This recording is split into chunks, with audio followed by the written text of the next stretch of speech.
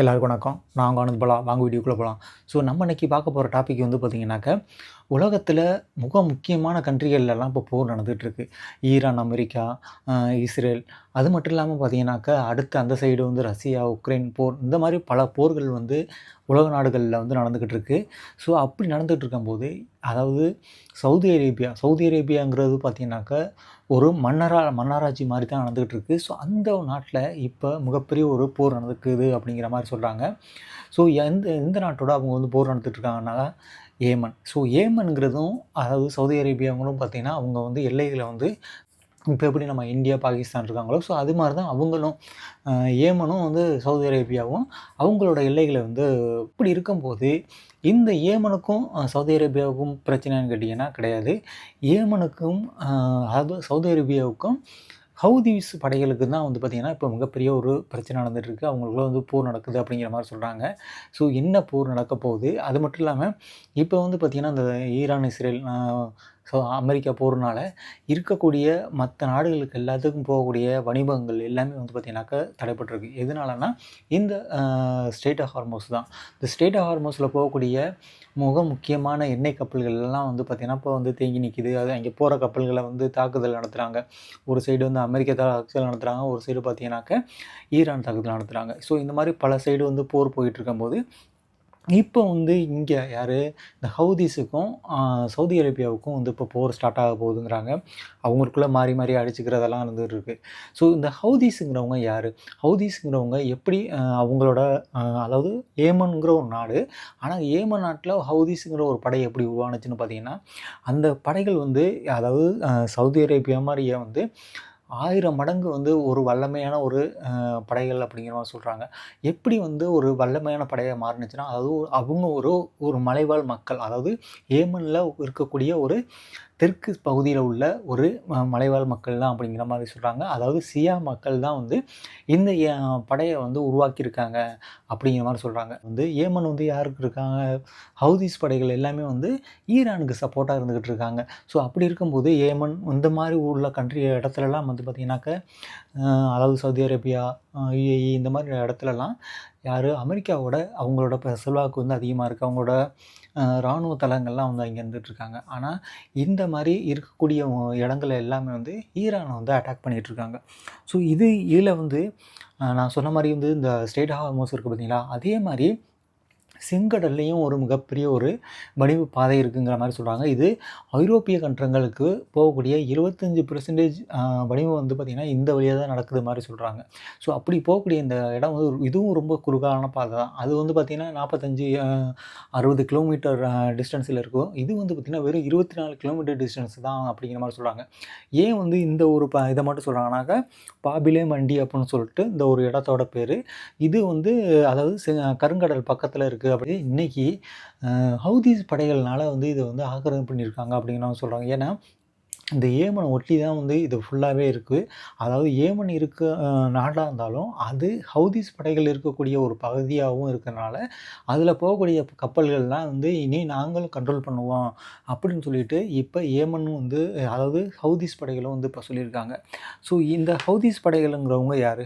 Houthis படைகளும் பார்த்தீங்கன்னாக்கா முக்கியமாக இது ஒரு தீவிரவாத படைகள் கிடையாது. ஸோ இவங்க வந்து இவங்க ஒரு காலகட்டங்களில், அதாவது 1960 காலகட்டங்களுக்கு முன்னாடி இவங்க பார்த்திங்கனாக்கா ஒரு தீவிரவாத படைகளை வந்து உருவாகலை. இவங்க வந்து 1962 காலங்களுக்கு முன்னாடியே வந்து இவங்க இந்த ஏமனை வந்து ஆட்சி பண்ணியிருக்காங்க அப்படிங்கிற மாதிரி சொல்கிறாங்க. யார்? இந்த சியா பகுதிய முஸ்லீம்கள். அப்படி இருக்கும்போது சியா முஸ்லீம்கள் வந்து பார்த்திங்கன்னா 35% அளவுக்கு மேலே அங்கே வந்து அவங்களோட மக்கள் வந்து இருந்திருக்காங்க. ஸோ பிற்காலத்தில் வந்து பார்த்திங்கன்னா 1962 காலங்களுக்கு அப்புறம் சியா அவங்களோட ஆட்சி முறைகள் மாறி அவங்களோட மிகப்பெரிய ஒரு போர் வருது. போர் மூலியமாக அங்கே வந்து வேற ஒருத்தவங்க வந்து ஆட்சி பண்ண ஆரம்பிக்கிறாங்க. ஸோ ஆட்சி பண்ணதுக்கப்புறம் பார்த்திங்கனாக்கா, இங்கே அதிகமான வந்து மிகப்பெரிய ஒரு பிரச்சனைகள், அது அடிக்கடி போர்கள்லாம் வருது. ஸோ இந்த மாதிரி இருக்கும்போது இவங்களோட சியா மக்களை வந்து ரொம்ப ஒடுக்குமுறை பண்ணுற மாதிரி வந்து இவங்க வந்து உணர்கிறாங்க. யார்? இந்த சியா பிரிவு மக்கள். அப்படி இருக்கும்போது அந்த காலகட்டங்களில் பார்த்திங்கன்னா 1990 சவுதி அரேபியா முக்கியமான ஒரு மசோதாவை வந்து கொண்டு வர்றாங்க. இந்த மசோதா வந்து பார்த்திங்கனாக்கா இந்த சியா பிரிவு மக்களுக்கு வந்து மிகப்பெரிய ஒரு கோபத்தை ஏற்படுது. ஏன்னா நம்ம வந்து ஒரு முஸ்லீம், ஸோ நம்மளுக்கு இது எதிராக இருக்குது அப்படின்னு சொல்லிட்டு அவங்க ஒரு மிகப்பெரிய ஒரு படைய உருவாக்கணும். அதாவது நம்ம இதுக்கு எதிர்த்து குரல் கொடுக்கணும் அப்படின்னு சொல்லிட்டு இந்த சியா பிரிவு மக்கள் வந்து முடிவு பண்ணுறாங்க. ஸோ அப்படி முடிவு பண்ணும்போது அவங்க ஹவுதீஸ் அப்படிங்கிற ஒரு படையை வந்து உருவாக்குறாங்க.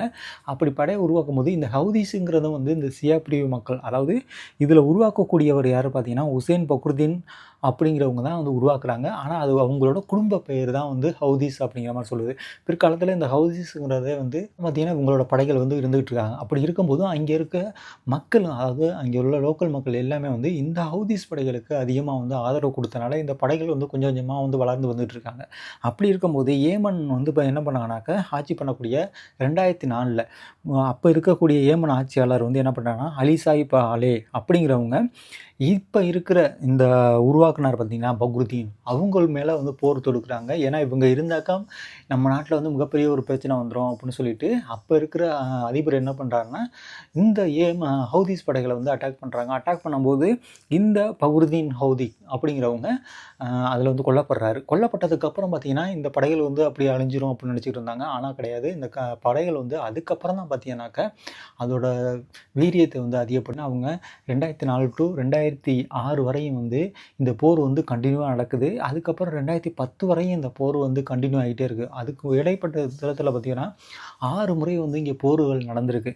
அப்படி போர்கள் நடக்கும்போதும் பார்த்திங்கன்னா இங்கே அதிகமான வடக்கில் இருக்க சியா பிரிவு மக்களும் சரி, அங்கே இருக்க மற்ற மக்களும் வந்து இந்த ஹவுதீஸ் படைகளுக்கு வந்து அதிகமாக ஆதரவு கொடுத்துருக்காங்க. 2011 பார்த்தீங்கன்னா அதுக்கப்புறம் இருந்த ஆட்சியாளர்கள்லாம் வந்து மாற்றப்படுறாங்க. அதில் பார்த்தீங்கன்னாக்கா அலி அப்துல்லா சலே அப்படிங்கிறவங்க பதவி விலகுறாங்க. மன்சூர் அலி அப்போலோ அப்படிங்கிறவங்க வந்து பார்த்திங்கனாக்கா இதில் வந்து மறுபடியும் வந்து பதவியாக இருக்கிறாங்க. ஆனால் இப்போ முன்னாடி இருந்த அதிபர் மாதிரியே வந்து இவரும் வந்து அவரோட செயலை வந்து செஞ்சிட்ருக்கனால இவங்க என்ன பண்ணாங்கன்னா மறுபடியும் வந்து மிகப்பெரிய ஒரு போரெடுப்பை முன்னெடுக்கிறாங்க. யார்? இந்த ஹவுதீஸ் படைகள் முன்னெடுக்கும் போது 2014 ஏமனோட தலைநகரை வந்து கைப்பற்றுறாங்க. சனாங்கிற ஒரு தலைநகர் இருக்குது. ஸோ அந்த தலைநகரையே வந்து இவங்க வந்து முற்றுகையிட்டு அந்த தலைநகரே வந்து பார்த்திங்கன்னா ஹவுதீஸ் படைகளோட கூடாரமாக மாறுது. அதுக்கப்புறம் பார்த்திங்கன்னா இது மத்திய கிழக்கில் என்ன ஆச்சுனாக்கா இவங்க இப்படி வந்து ஒவ்வொரு போராட்டங்கள் நடந்துகிட்டு இருக்கு. போராட்டம் நடக்கும்போது மத்திய மற்றும் வடக்கு ஏமனில் உள்ள பகுதிகளையும் வந்து இந்த ஹவுதீஸ் படைகளை வந்து கைப்பற்றுறாங்க. ஸோ இப்படி கைப்பற்றி வரும்போது இது இன்னொரு நாடுக்கு வந்து மிகப்பெரிய ஒரு உறுத்தலாக இருக்குது. யாருனாக்க இந்த சவுதி அரேபியா. ஏன்னா அந்த சவுதி அரேபியா தான் அவங்களோட நிலப்பரப்புகள் எல்லாமே வந்து பார்த்தீங்கன்னாக்கா 2 பேரும் வந்து யூஸ் பண்ணிகிட்டு இருக்காங்க. அப்படி இருக்கும்போது இந்த ஹவுதீஸ் படைகள் அவங்களோட ஏமனை ஃபுல்லாக வந்து ஆக்கிரமிப்பு பண்ணிட்டாங்கன்னா நாளைக்கு நம்மளோட இறையாண்மைக்கு வந்து பாதிப்பு ஏற்படும் அப்படின்னு சொல்லிட்டு என்ன பண்ணுறாங்க, சவுதி அரேபியாவும் வந்து ஏமன் அடிக்கிறதுக்கு பதிலாக அங்கே இருக்க என்ன ஆகுதுனாக்க இங்கே யார் இந்த சவுதி அரேபியாவுக்கு சப்போர்ட்டாக வந்து ஐக்கிய அரபு எமிரேட் இவங்களும் இவங்கள உள்ளேக்கு வந்துடுறாங்க. யார்? இந்த ஹவுதீஸ் படைகளை வந்து அட்டாக் பண்ணுறாங்க. அப்போ அட்டாக் பண்ணும்போது அதிகமான மக்கள் வந்து அங்கே இறந்துடுறாங்க. ஸோ இறந்ததுக்கப்புறம் என்ன ஆகுது, இந்த பிரச்சனை வந்து மிகப்பெரிய போயிட்டே இருக்குது. அதுக்கப்புறம் பார்த்திங்கன்னா இவங்க யார்? இந்த ஹவுதீஸ் படைகள் என்ன பண்ண நான் சொன்ன மாதிரியே ஃபஸ்ட்டு 1000 மடங்கு இவங்க வந்து மிகப்பெரிய ஒரு பலசாலின்னு சொல்லலாம். ஏன்னா இப்போ இஸ்ரேலை எந்த மாதிரி வந்து அட்டாக் பண்ணிகிட்ருக்காங்கன்னு தெரியும். இஸ்ரேலுக்கும் இவங்களுக்கும் வந்து இஸ்ரேல் வந்து பார்த்திங்கன்னா ஹமாஸ் படைகளை வந்து என்ன மாதிரி வந்து அட்டாக் பண்ணாங்க. அதுக்கப்புறம் ஹமாஸ் வந்து எவ்வளோ வந்து அவங்களுக்கு அட்டாக் பண்ணிகிட்டு இருந்தாங்க. ஸோ அதே மாதிரி வந்து பார்த்திங்கன்னா இந்த ஹவுதீஸ் படைகள் வந்து அதாவது இருக்கக்கூடிய மிக முக்கியமான ஒரு எண்ணெய் கம்பெனியை வந்து அட்டாக் பண்ணுறாங்க. அதாவது ஆரம்கோன்னு சொல்லிட்டு ஒரு கம்பெனி இருக்குது. இந்த கம்பெனி எங்கே இருக்குனாக்கா சவுதி அரேபியாவில். அதை வந்து அட்டாக் பண்ணுறாங்க ஹவுதீஸ் படைகள். இதனால் வந்து பார்த்திங்கனாக்கா 2019 வந்து பார்த்திங்கன்னா இந்த ஆரம்கோ நிறுவனத்தை வந்து அட்டாக் பண்ணுறாங்க. அதுக்கப்புறம் அமெரிக்கா என்ன பண்ணுறாங்க, அமெரிக்காவும் பிரிட்டனும் வந்து இந்த ஹவுதீஸ் படைகள் மேலே தாக்குதல் நடத்துகிறாங்க. இந்த தாக்குதல் வந்து மறுபடியும் வந்து இவங்க வந்து வான் பண்ணுறாங்க. அதுக்கப்புறம் இந்த மாதிரி பல போர்கள் வந்து பார்த்திங்கனாக்கா இங்கே நடந்துக்கிட்டே இருக்குது. ஸோ நம்ம ஏன் இன்றைக்கி இந்த ஒரு டாபிக் எடுத்து பேசுகிறோம்னாக்க இன்றைக்கி அதாவது அமெரிக்கா என்ன பண்ணியிருக்காங்கன்னா இவங்களுக்கு யாருக்கு, சவுதி அரேபியாவுக்கு ஒரு அணு ஆயுதத்தை கொடுக்க போகிறேன் அப்படிங்கிற மாதிரி வந்து நியூஸ் போயிட்டுருக்கு. ஸோ இதனால் வந்து பார்த்திங்கன்னா இது வந்து யாருக்கு, இன்னொருத்தவங்களுக்கும் ஒரு மிகப்பெரிய ஒரு பிரச்சனையை உண்டு பண்ணும். யாருன்னா இஸ்ரேலுக்கு. ஏன்னா இஸ்ரேலுங்கிறவங்க மற்ற நாடுகளுக்கு யாராவது ஈரானை வந்து அடிக்கிறதுக்கான மெயின் காரணமே வந்து இந்த ஒரு அணு ஆயுதம் வச்சுருக்கக்கூடாது, அணு ஆயுதத்தை அவங்க தயாரிச்சிடக்கூடாது அப்படிங்கிறது தான். ஸோ ஆனால் இப்போ அமெரிக்காவே வந்து சவுதி அரேபியாவுக்கு அணு ஆயுதத்தை கொடுக்குறாங்கன்னாக்க கண்டிப்பாக இது பக்கத்தில் உள்ள ஏமனாக இருக்கட்டும், அவங்களுக்கு இப்போ வரையும் மிகப்பெரிய ஒரு பிரச்சனையாக இருக்கக்கூடிய ஹவுதீஸ் படைகளையும் வந்து இதை வச்சு பயமுறுத்துறதுக்கான வாய்ப்புகள் இருக்குது.